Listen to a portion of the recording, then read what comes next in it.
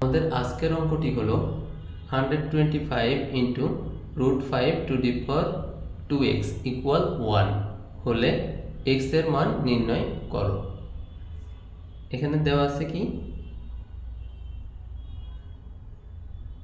125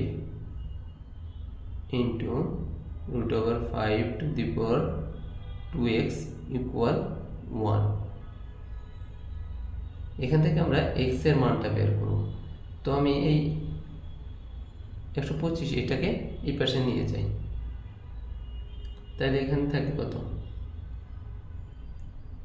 √5 to the power 2x equal 1/125।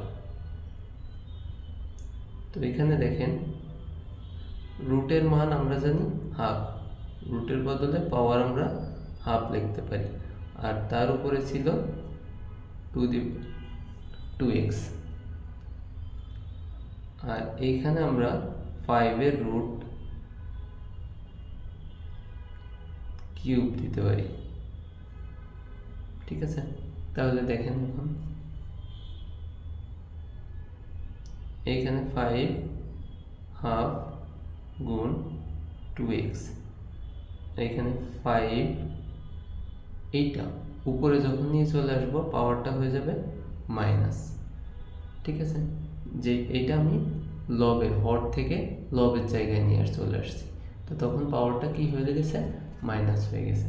এখানে 2 কেটে যায়, থাকে হচ্ছে 5 to the power x equal 5 to the power -3, অতএব x ইকুয়াল